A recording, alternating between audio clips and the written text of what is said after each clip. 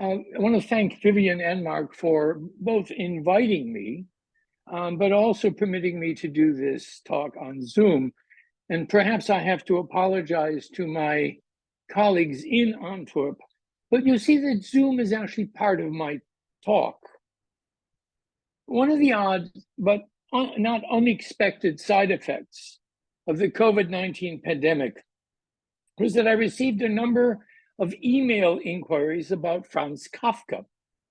Now, given that the world was preoccupied in 2020 with the insidious spread of infectious diseases in a way not experienced since, well, you fill in the gap. The SARS epidemic of 2003, the 1968 Hong Kong flu.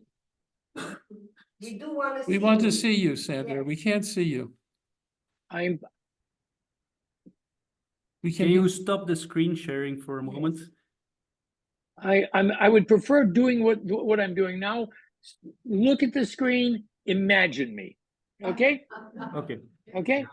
Now you fill in the blank for what preceded it, the SARS epidemic of 2003, the 1968 Hong Kong flu, or indeed the Spanish flu of 1918-19. All of a sudden, people were talking about pandemics and talking about it in our then age of memory studies.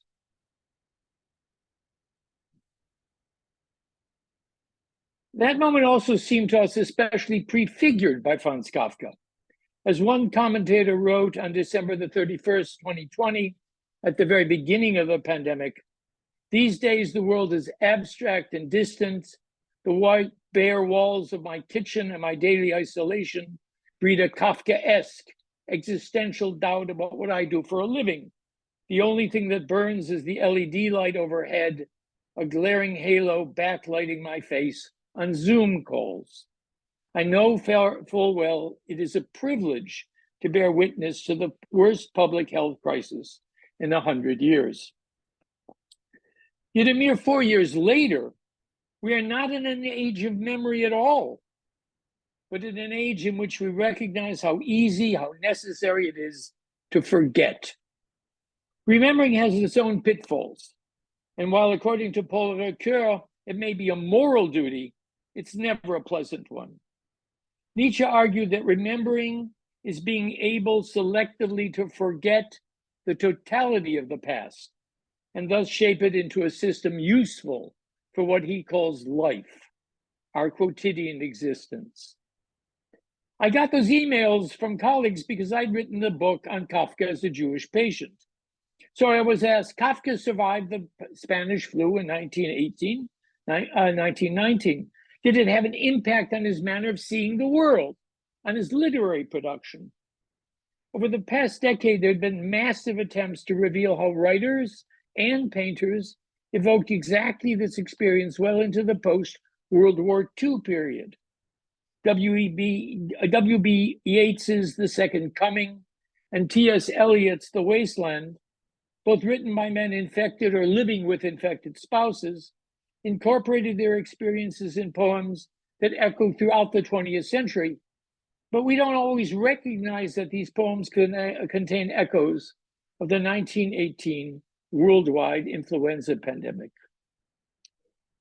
In her stellar book on the reception of the Spanish flu, Elizabeth Outke reminded us of the post-pandemic absence of the 1918 influenza and its intense presence when she concludes her study with the observation that its effects are felt everywhere, but located in no particular place, except perhaps in the bodies and memories of the living who remain. The pandemic produced so many layers of loss: the loss of life, the loss those deaths produced for loved ones, the loss of health for many survivors, and the loss of the event itself in so many of our histories. We can account for the impact of the pandemic, but how do we represent the loss? What she warns us of is that even a modern catastrophic pandemic that has already happened can be hidden unless we learn to read for its presence. What are the few tangible reminders as they are presented to us in the course of a pandemic. Now, in my book, I focused on Kafka's hypochondria, being a hypochondriac myself, on his lifelong fear of disease and dislocation, on his anxiety of becoming just like his cardiac-ridden father, and then, with somewhat relief, realizing that his illness was only tuberculosis, as he writes to Felice on September the 9th, 1917. My lens in that book was on the long-standing argument about the relationship between the biology of race, focusing on the Jews, and the growing understanding about tuberculosis, bacterial infection, before and after Robert Koch's 1882 discovery of the tuberculosis bacillus, and how that intersected with the world of scientific racism in which it was embedded. All good and fine. But what I and my eminent correspondents missed was that Kafka and the other writers and thinkers of the time who had survived the Spanish flu already had a model for survival and for silence. For 1918, there were certainly sufficient inhabitants who were old enough to have already experienced a global influenza pandemic. When Franz Kafka was 6 years old, Europe was visited by an influenza pandemic, the Great Russian Influenza. The 1889 Russian influenza epidemic has been described as the first modern pandemic. It was modern, however, in a very different way. This was, as I said, the age of bacteriology.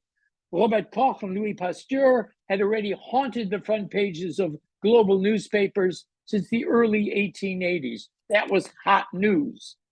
But it's also, remember, the age of ubiquitous cheap broadsides and tabloids.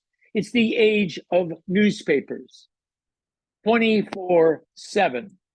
The new disease became a meme in the public sphere, for this was the world of global outreach of information. The telegraph, like the railroads, had long connected all of the outposts of empire and then some. As Robert Peckham noted about the 1889 influenza, while the telegraph produced intelligence, the dissemination of this influenza fueled panic. The Lancet led the medical press in calling for newspapers to stop provoking dread by publishing sensational telegrams. Daily newspapers' accounts provoked alarm by dramatizing the ominous approach of a strange and apparently somewhat unknown disease. And that disease moved with the news inexorably from east to west.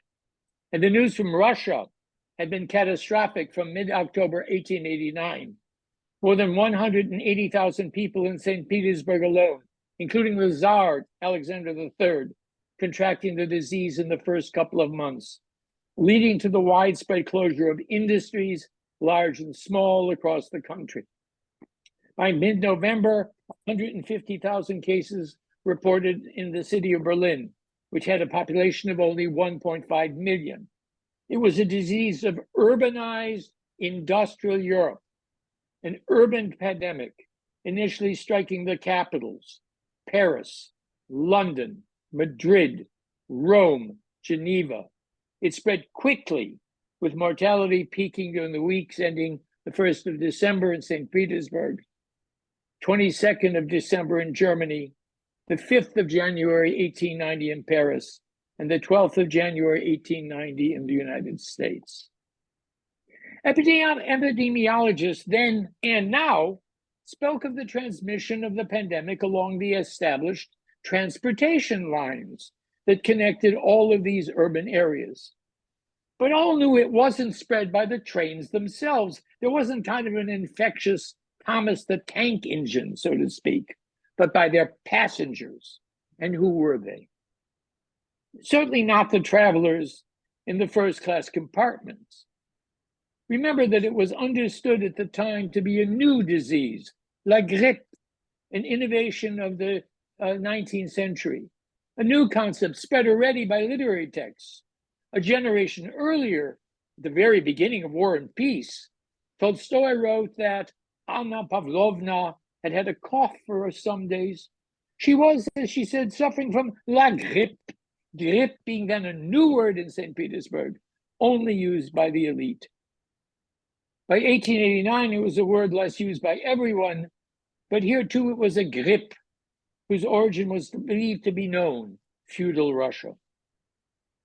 The inhabitants of Tolstoy's world could not imagine spreading the disease, which by then had become known by the Italianate and yet more scientific influenza.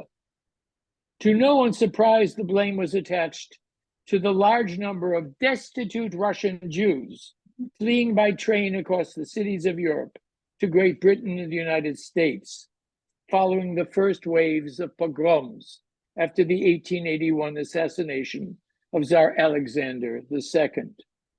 The disease was caused by the filthy habits of the Russian Polish Jews, who were as much a nuisance in the steerage cabins as in the sweating dens. For the Russians, more particularly the Russian Polish Jews, are extraordinarily filthy.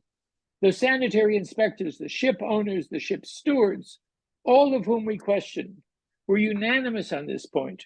We were taken into a cabin recently occupied by this class of immigrants and found the deck covered with soil. They refused to avail themselves of the closets provided for the passengers. They seemed totally indifferent to the filth and stench they create, and in this respect have either lost or never possessed any sense of shame. These wretched refugees have not had time to acquire the feeling of self-respect freedom engenders. Yet it would not be possible, nor would it be right, to employ a few Cossacks armed with formidable knouts to keep the ship and its passengers clean. And as we found with COVID-19, locating the blame was always a political act, removing the origin as far away from oneself as possible. At the time, Dr. Richard Sisley wrote that influenza, as observed in Europe, has passed from one nation to another. It has been the tendency of each nation to give it a name, referring to the country from which it was imported. Some of the Jewish writers called it Kodiakis, from its supposed origin from the Kurds. But why the poor Kurds? Sisley is quoting here from an 1890 by the hipster poet and the author of Hatikva, Naftali Herz Imber, in Israel Zangwill's Jewish Standard. Imber is quite aware of the politics of the new pandemic. He begins his essay with the statement that Russia's New Year's gift to the world is an unwelcome addition to the spiritual influenza, anti-Semitism, with which it has long since infected the minds of civilized nations. Indeed, his mention of the Kurds as the origin of ancient pandemics, quoted by Sisley, means that he sees from his perspective that the Talmudic references to influenza would have originated in our time, right in the 1890s in Russia, where he obviously thought the Kurds still lived. Imber, remember, a Galician Jew who by that point had heavily identified as a modern Western writer, makes a further distinction as to the etiology of the Talmudic divisions of epidemic between either local or wandering diseases. The local is ascribed to insanitary conditions of the country, while wandering epidemics are spread by the wind and air over which no one has control. And it is clear that the present grip is wandering and therefore not the result of the filth and stench of the Russian Jews, who nevertheless remain suspect.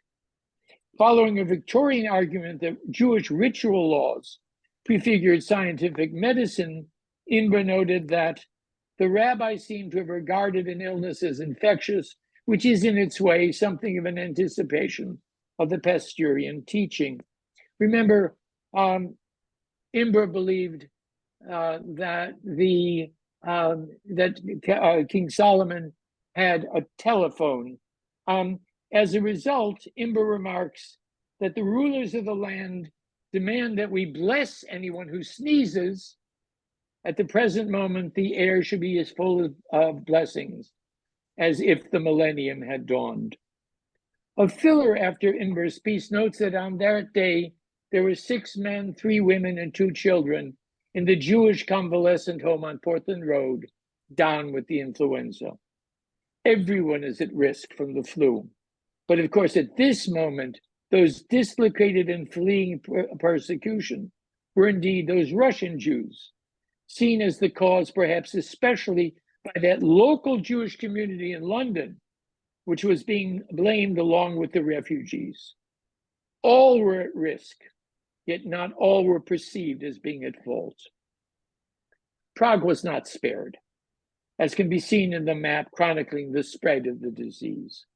The influenza appeared there in September 1889, and by December 29th, upwards of 100 cases were reported at Prague, and the epidemic was severe there on December 31st.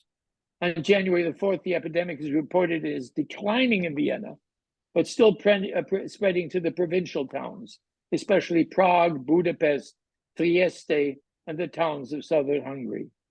Every train that ran from east to west, every wagon that came into Prague had the potential of bringing the pandemic. And every newspaper in Prague, Czech, German, French, and Yiddish, featured on their front pages daily telegraphic report of the spread of the disease and mounting deaths. Not local at all, but a true pandemic. On December the 28th, the Prager Tageblatt had reported only a sporadic occurrence of the influenza.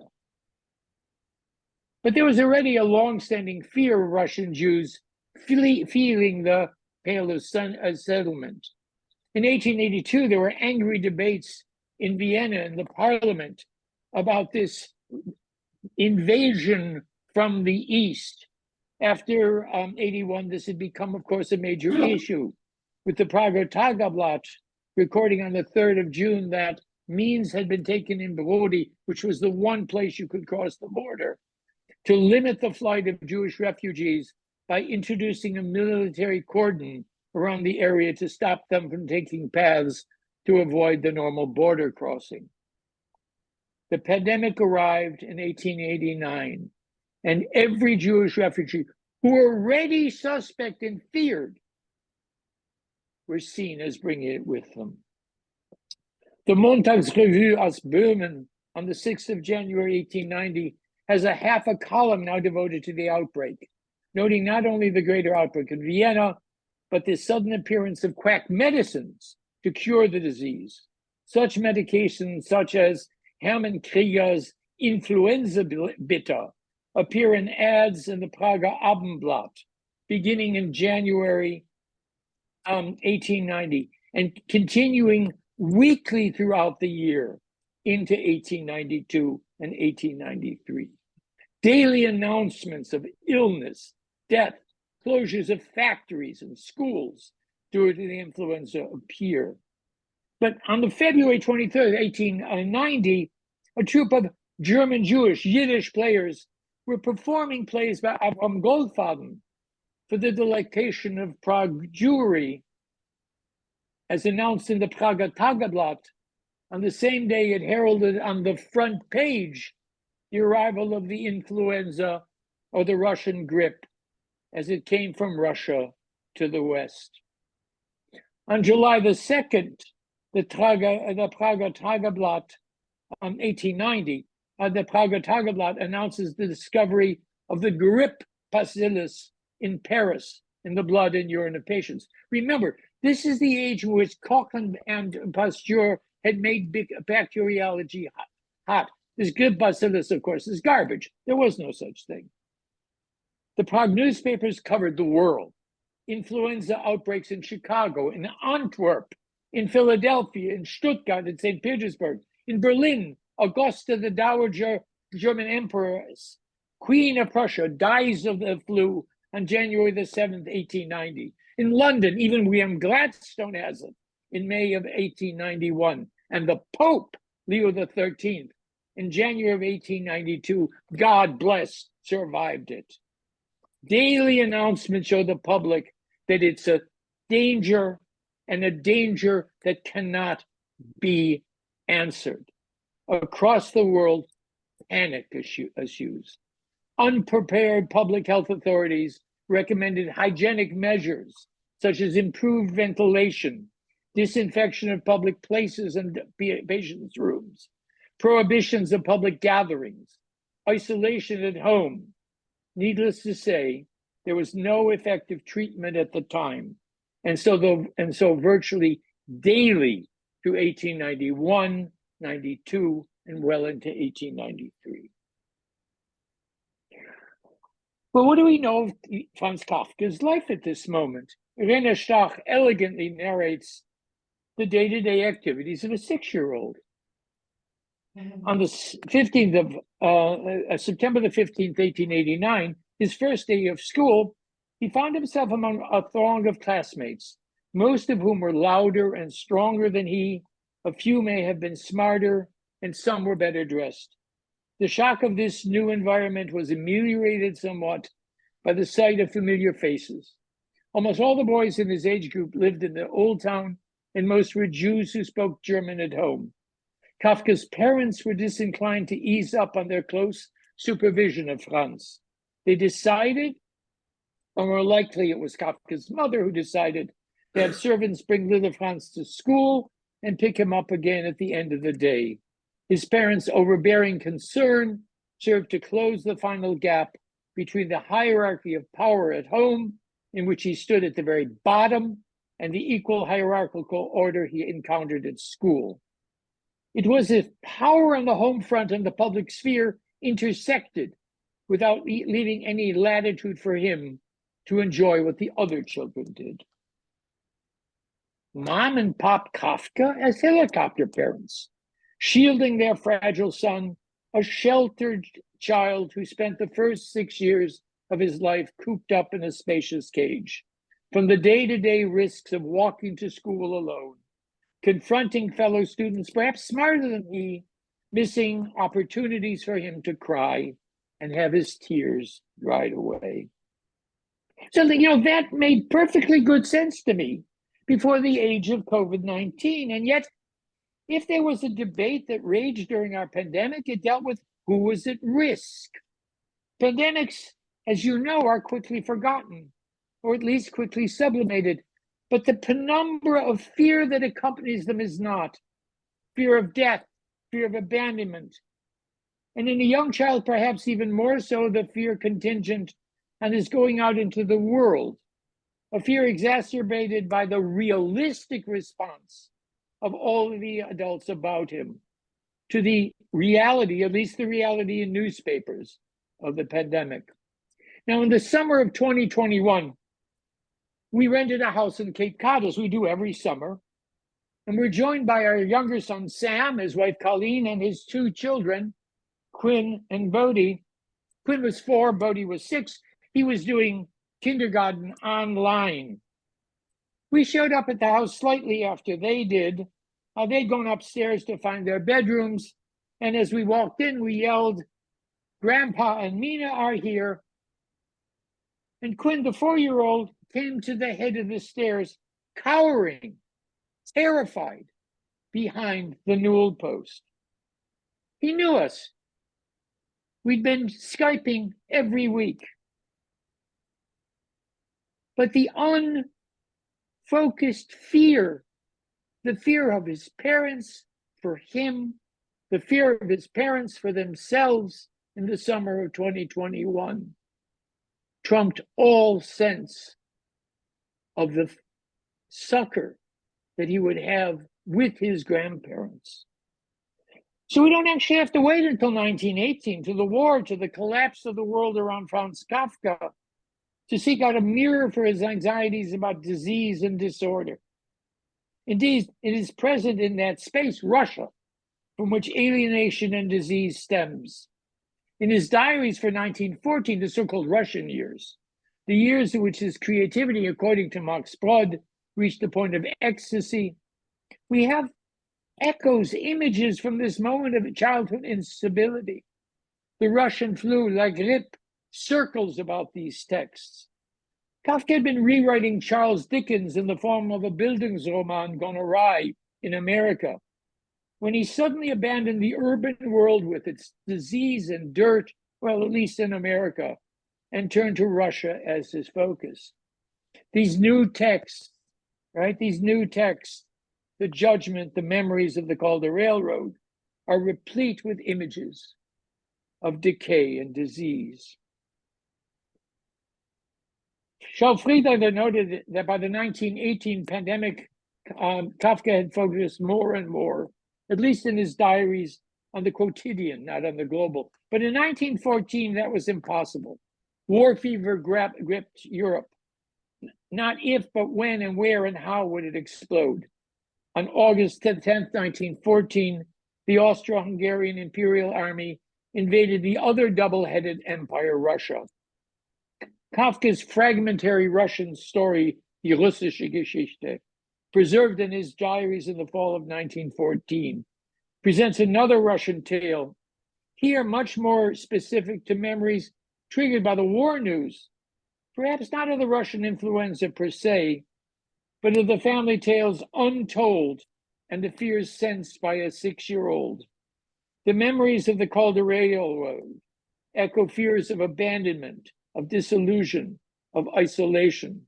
Again, as in the judgment written at the same moment, a friend is exiled to work in the furthest reaches of Russia, running a station on the distant and minor Calder Railroad, with tracks indeed left incomplete to Calder, which, by the way, is a real town, linked, of course, to the rest of European Russia and the West by railroads. Its eventual goal, as Kafka writes, could never have been anything but unprofitable. For the whole plan was misguided. The country needed roads, not railway. Our friend's dwelling is infected with rats. Fear rises in his gorge, but then I felt seriously ill. The coughing fits were so violent that I felt I had to bend double with the coughing. I thought I couldn't resist the coughing unless I bent double, and so gathered all my strength. I thought the train personnel would be horrified by the coughing, but they recognized it. They called it wolf's cough. I waited nervously for the bursting of some major artery to put an end to it all. But nothing of the sort occurred. And indeed, in a few days, the coughing had passed. There is a tea that cures it, and one of the engine drivers promised to bring it to me, but explained to me that one may not drink it until 8 days after the coughing begins. Otherwise, it does no good. On the 8th day, he really did bring it. And I remember how, along with the train personnel, the passenger two young farmers came into my hut, for the sound of the first cough after drinking the tea was supposed to be a good omen. I drank. I coughed the first mouthful into the faces of my audience, but then really did feel an instant improvement, though admittedly the coughing had in the last 2 days been growing weaker. The fever had made me very tired. I lost all power of resistance. It could happen that quite without warning, a sweat would break out on my forehead. Then my whole body would tremble, and wherever I was, I had to lie down and wait until I came to my senses. This is, of course, the Russian influenza, spreading across the wastes of Imperial Russia, and within Kafka's vocabulary of disease, hyper-realistic. The Russian influenza, as a well-known practitioner in the West End of London writes in 1890, with references to the cases now and recently under his treatment, I'm convinced that it is the most dangerous disease to trifle with, owing to the relapses, which, so far as I have seen, have occurred on the 8th day. I think the public should be warned to go to bed directly, as they have shivering and lumbar pains. The most salient symptom, of course, is that persistent cough. The most noticeable feature was a form of bronchitis, differing from ordinary bronchitis on superficial observation in its duration, in the character of its expectoration, and the pain which attended it, in its rales, the sounds from the chest, in the persistent pharyngeal catarrh which accompanied it. To these may be added the existence generally in 1889 and 1990 of sharp pain like a pneumonic stick and often a plastic pleurisy rapidly disappearing, even, ladies and gentlemen, on the most distant branch of the Calder Railroad. Kafka traces the course of the disease, beginning with a chill and then a cough. Choose any issue of the Prager Abendblatt during the epidemic, say January the 10th, 1891, and you will find multiple cures for coughs. On that date, January the 10th, 5 different ones, including using Turkish honey.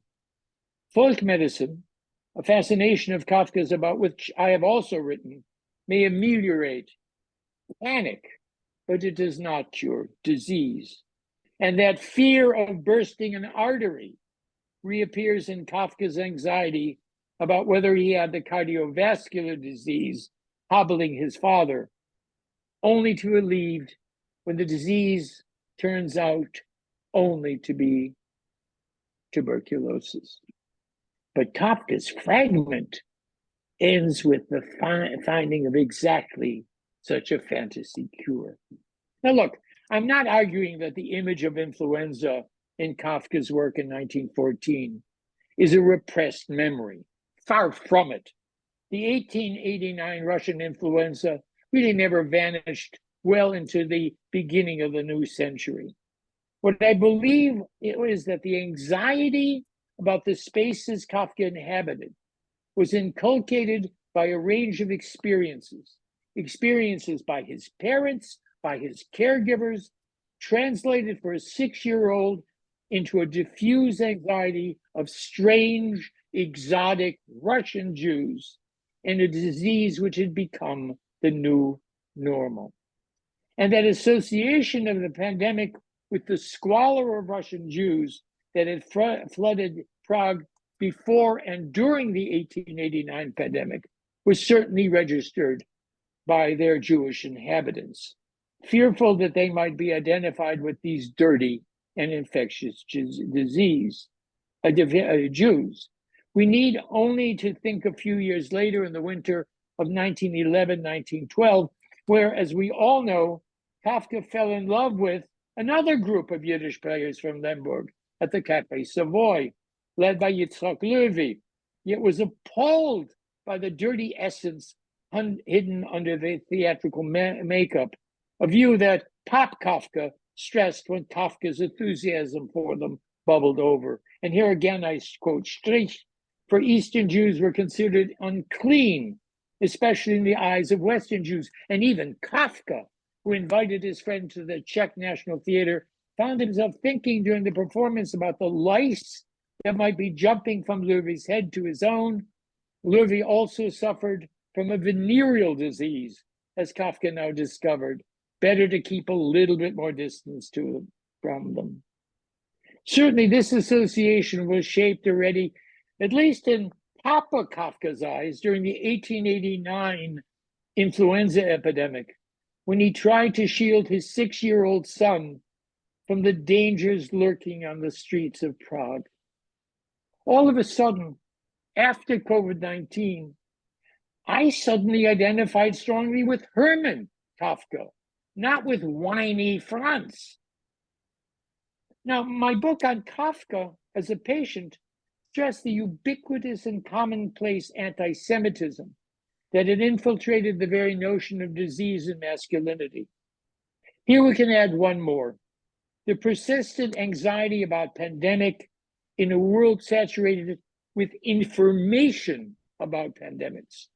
Much ink has been spent, as all of you know, on the intergenerational spread of anxiety in families of Holocaust survivors, and how that was exaggerated by the silence that resulted. How much more so in the world of pandemics, especially the ones that encased families trying to shield children from the knowledge of its vicious spread, a knowledge sensed but unspoken. Especially since it's one of the handbooks in that new field called pediatrics that arose in the 1880s observed, even today, the Jews' love for their children is evident in their lower childhood mortality rates. Can the child actually acknowledge such care, even when the adults are terrified by a pandemic. Does this ambivalence add to our reading about the supposed failure of the ill father in literature and life? It certainly is present in the death of a mother in the judgment.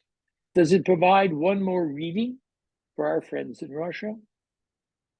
Now, one adult who actually experienced the 1889 epidemic, albeit in Vienna rather than Prague, was the 33-year-old neurologist Sigmund Freud. In 1894, he complains to his friend and colleague Wilhelm Fliess that his experience of that pandemic caused major psychological distress. It is too distressing for a medical man, he writes, who spends every hour of the day struggling to gain an understanding of the neuroses, not to know whether he's suffering from a logical or a hypochondriacal mild depression. I also remember quite well that the arrhythmia appeared rather suddenly in 1889 after my attack of influenza. I had the satisfaction of being told by Breuer that it might be the one thing or the other, or as we used to say in my family, nicht dahin und nicht daher, and that I should have myself examined soon. I promise, but know that most of the examinations don't turn up anything. I do not know the extent to which it is at all possible to differentiate between neuroses and symptoms of disease, but I think it should be possible to do so on the basis of subjective symptoms and events, and that you people know what to make of it all. This is very early. This is 1894. Fear of dissolution, however, cardiac symptoms, psychosomatic or not, follow Freud and Franz Kafka lifelong. Death is answered by tales of Zucker, first by the parents and then by the culture in which we are all embedded.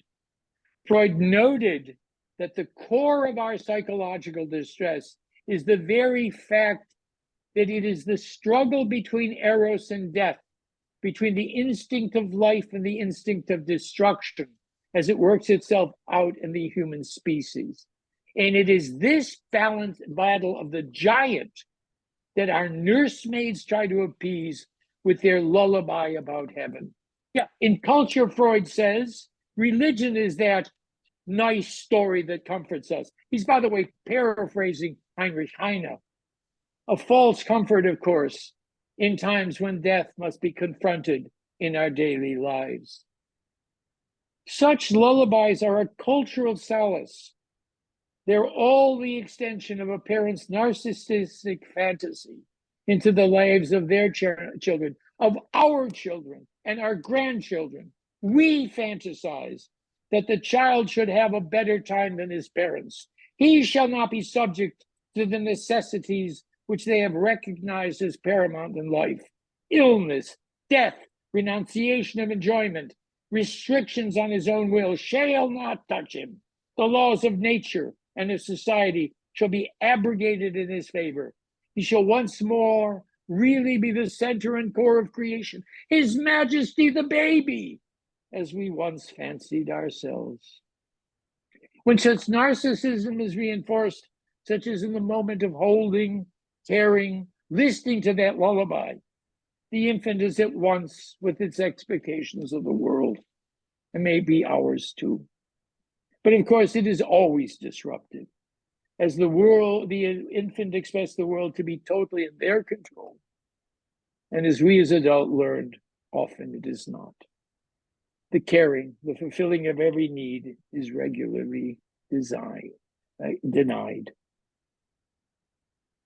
The 57-year-old Sigmund Freud, hiking in the Dolomites, presents his high Victorian, or better perhaps, imperial view, framing his concern of the universality of death as the prime driver of the ego in a debate with two younger compatriots, more or less of Franz Kafka's generation.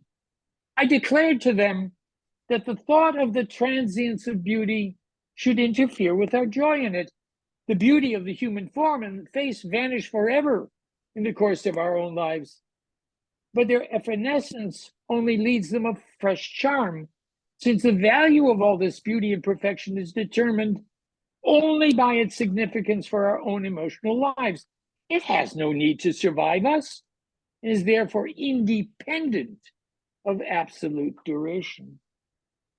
But the young and already famous poet, perhaps the Czech-German poet Rainer Maria Rilke, and their friend, perhaps the Russian author and psychoanalyst Lou André Salome, who accompany him on this walk, cannot agree with this. They, living at the moment when death is not beautiful, but ambivalent, counter his argument. What spoiled their enjoyment of beauty must have been a revolt in their minds against mourning. The idea that all this beauty was transient was giving these two sensitive minds a foretaste of mourning over its decease.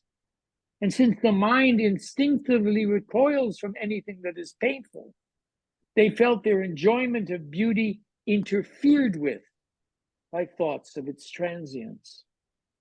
For the young at the turn of the 20th century, beauty evokes transience, evokes death, evokes loss.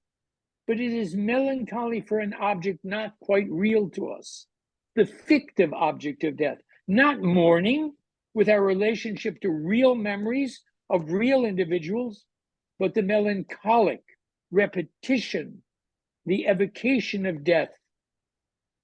As Freud noted, this sense antedated the Great War. For a year later, the war broke out and robbed the world of its beauties. It robbed us of very much that we had loved and showed us how ephemeral were many things that we had regarded as changeless, and brought up repressed memories of that moment of destabilization heralded by 1889. Now, we know, because he writes about it in his diaries, that Kafka has thoughts about Freud when he is engaged with writing his Russian tales.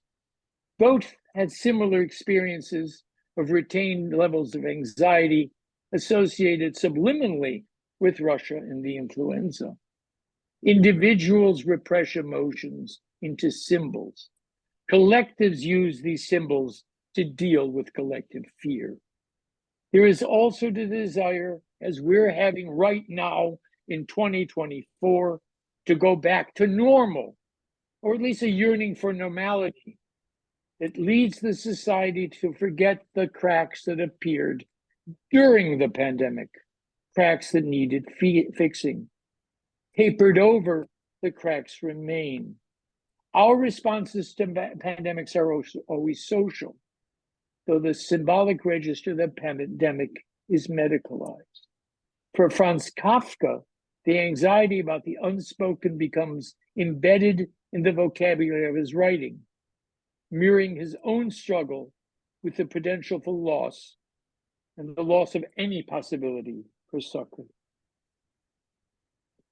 And as I said, Kafka seemed the right voice during the pandemic, at least in 2020, as it forces us to place ourselves into the logic of fiction, the surreal narrative, the beliefs, the myths, the picaresque of wise people, the naivete, the good faith, the rumors, the denial of reality and endless edges that make the landing of COVID-19 something truly Kafkaesque, as a correspondent wrote in March of 2020.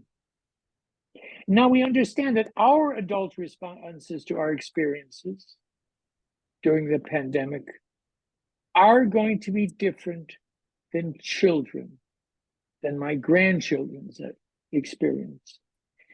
And our experience of anti-Semitism in this new age of anti-Semitism, which we experience post-October the 7th, is going to be very different for those people having survived, especially young people who have survived COVID and now enter into this new age of anti-Semitism, than those of us who came to consciousness in the world after the Holocaust. Being post-COVID, living now in a virulently anti-Semitic environment, where Zionists, where Israelis are the new Russian Jews. The new Russian Jews, by the way, for anti-Semites and for some young Jews also, means that we have to rethink our remit as scholars and as teachers. But this new generation, the generation post-COVID-19, post-October the 7th, will need a new Kafka also. I thank you.